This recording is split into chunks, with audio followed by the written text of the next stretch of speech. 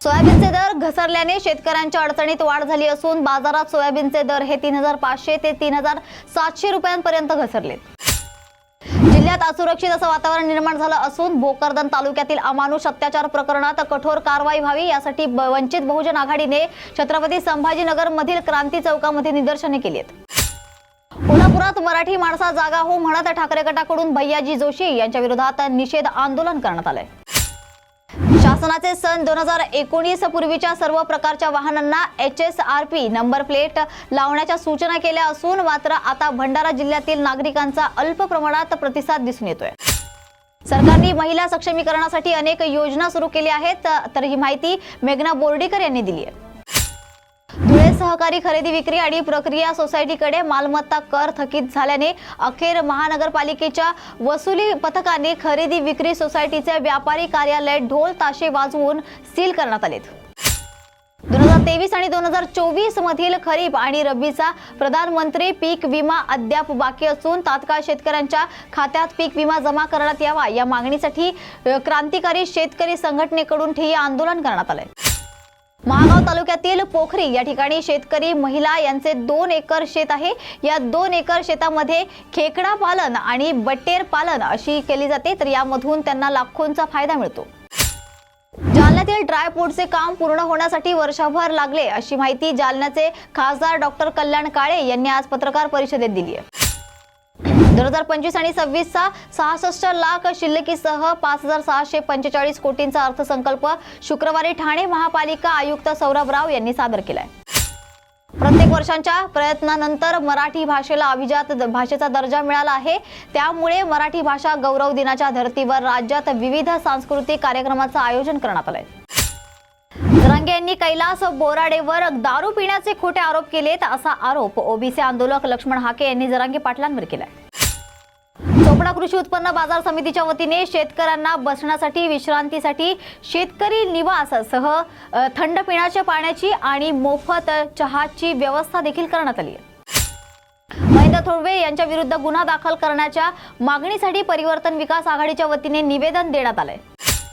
छत्रपती संभाजीनगर मध्ये एका 19 वर्षीय विकृत मानसिकतेच्या तरुणाने 36 वर्षीय विवाहितेवर अत्याचार करण्याचा प्रयत्न केलाय आणि यावेळी विवाहितेने आरडाओरडा सुरू करत प्रतिकार केल्याने त्या विकृताने महिलेच्या शरीरावर धारदार कटरने जवळपास 15 वार करत तिला जखमी केलाय। भैयाजी जोशी यांनी केलेल्या वक्तव्यानंतर त्यांच्या या वक्तव्याचा संपूर्ण राज्यभरातून निषेध व्यक्त करण्यात येत असून RSSचे भैयाजी जोशी यांच्या वक्तव्याच्या निषेधार्थ आज धुळ्यात शिवसेना उद्धव बाळासाहेब ठाकरे पक्षाच्या वतीने शहरातील झाशीची राणी पुतळा परिसरात जोरदार आंदोलन करण्यात आले। राष्ट्रीय स्वयंसेवक संघाचे भैयाजी जोशी यांचा निषेध करण्यासाठी शिवसेना उद्धव बाळासाहेब ठाकरे गटाने नवी मुंबई जिल्हा शाखेच्या वतीने आज वाशीमध्ये निषेध आंदोलन केले। महापुरुषांबद्दल चुकीचं वक्तव्य करणाऱ्यांविरोधात कठोर कायदा बनवा अशी मागणी खासदार उदयनराजे भोसले यांनी राज्य सरकारकडे केली आहे। वाढते प्रदूषण रोखण्यासाठी आणि डिझेलचे वाढते दर यामुळे होणारा एसटी महामंडळाचा तोटा कमी करण्याच्या उद्देशाने सिंधुदुर्गात एसटीच्या 150 CNG बसेस धावणार असून कुडाळ, कणकवली आणि वेंगुर्ले आगारात प्रत्येकी 50 गाड्यांचे परिवर्तन करण्यात आले। महिला दिनाचे औचित्य साधून फेब्रुवारी आणि मार्च महिन्याचा हप्ता लाडक्या बहिणींना एकत्र देणार आहोत अशी माहिती अदिती तटकर यांनी दिली आहे। तर या होत्या 36 जिल्ह्यांतील 36 महत्त्वाच्या बातम्या। अशाच महत्त्वाच्या बातम्यांसाठी पाहत रहा न्यूज मराठी 24/7। नवा भारत, नवा विचार।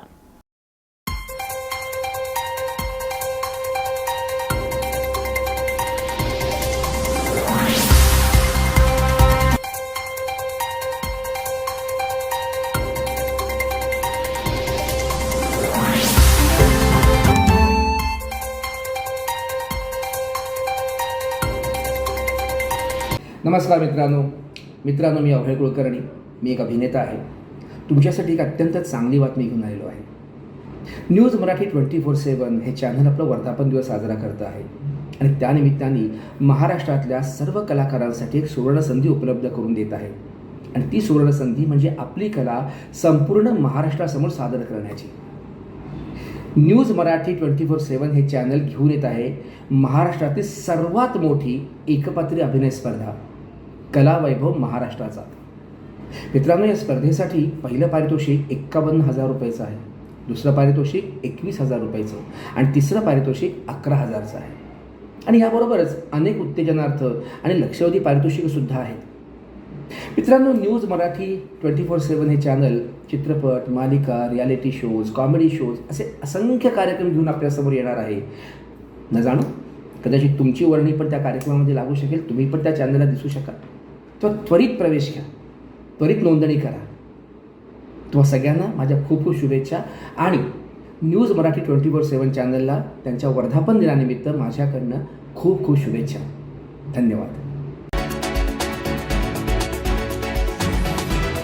एक तालुका एक बाजार समिती करणार अशी मोठी घोषणा मुख्यमंत्री देवेंद्र फडणवीस यांनी आजच्या अर्थसंकल्पीय अधिवेशनात केली आहे. तर मध्य प्रदेश, राजस्थान आणि गुजरात या सर्व राज्यांची एकत्रित खरेदी पाहिली तर 2,44,000 मेट्रिक टन खरेदी आपल्या राज्याने केली असल्याचं त्यांनी सांगितलंय. म्हणजेच 128% जास्त खरेदी महाराष्ट्राने केली आहे अशी माहिती मुख्यमंत्री देवेंद्र फडणवीस यांनी यावेळी दिली आहे.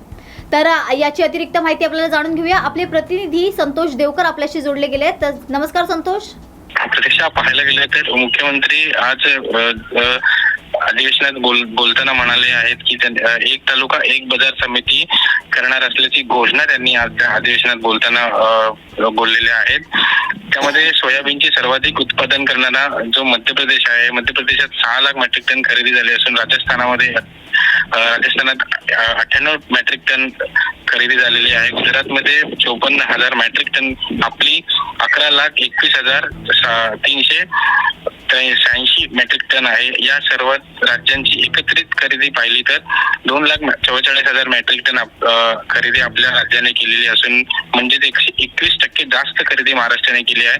आपण पाहू शकला असाल की सोयाबीनची जी खरेदीसाठी शेतकरी काही ग्रामीण भागामध्ये नाराज असल्याचे आपल्याला पाहायला मिळत होते. MSPचा जो भाव आहे, MSP न खरेदी केल्यामुळे शेतकरी नाराज होते. तसेच आपण पाहायला गेले तर इतर जे आहे, यापूर्वी जे यावेळी जे खरेदी झालेलं ते रेकॉर्ड खरेदी झाले. यापूर्वीचा जो सर्वाधिक रेकॉर्ड होता खरेदीचा, तो 2016 आणि 17 मध्ये केला गेल्याचा रेकॉर्ड होता. आता आपण हे रेकॉर्ड सुद्धा मोडलेला देवेंद्र फडणवीस यांनी म्हणलेला आहे. व इतर आपण पाहायला गेलं तर त्याबाबत केंद्राला सुद्धा त्यांनी सांगितलेलं आहे. ही खरेदी झाल्यावर तूर खरेदीची करायची होती पण गोडाऊन शिल्लक नव्हते असं त्यांनी म्हटलेलं आहे. त्यामुळे जे खाजगी गोडाऊन आहेत ते भाड्याने खरेदी केलेले असल्याची माहिती त्यांनी सांगितलेलं आहे. त्या इतर म्हटलं तर इतर जे धान्य आहे ते म्हटलं तर तूर खरेदी केलेली आहे. 137 लाख क्विंटल FEQ प्रतीचा कापूस जो आहे आपण त्यांनी खरेदी म्हणजे फडणवीस यांनी म्हटलेलं आहे खरेदी केलेला आहे. 50,000 क्विंटलचा वर ज्या ठिकाणी कापूस आहे तिथे नवीन केंद्र सुद्धा त्यांनी देण्याची सरकारची तयारी असे सांगितलेले आहे. हमी भावाने जे तूर खरेदी करत आहोत 7,550 इतका प्रति क्विंटल हमी भाव दिला. तो मागील वर्षापेक्षा 550 रुपये जास्त आहे असं त्यांनी म्हटलेलं आहे. त्या लागवडीची खालचं क्षेत्र आहे ते 12.10 लाख हेक्टर आहे. 11 लाख टन आपण उत्पादन करत असलेलं त्यांनी सांगितलेलं आहे. खरेदी करत असताना 2,97,000 जे आहे सुरू आहे असं त्यांनी म्हटलेलं आहे. त्यामुळे जो एक तालुका एक बाजार समिती जे करणार आहे ते शेतमालाच्या खरेदी पडण्यासही त्यांनी म्हटलेलं आहे. प्रतीक्षा नक्कीच. खरं तर महाराष्ट्राच्या औद्योगिक क्षेत्रासाठी ही खरंच खूप महत्त्वाची आणि आनंदाची बातमी आहे खरं तर. आणि आता यामुळे एक तालुका एक बाजार समिती करणार अशी घोषणा आता केल्यानंतर महाराष्ट्रातील औद्योगिक क्षेत्रात नेमका काय बदल घडणार आहे याकडे आता सर्वांचंच लक्ष लागलं आहे. धन्यवाद संतोष देवकर, तुम्ही ही जी मूल्यवान माहिती दिली त्याबद्दल. तर आजच्या या माहितीसोबत आपण इथे थांबत आहोत. तोपर्यंत पाहत राहा न्यूज मराठी 24/7. नवा भारत नवा विचार.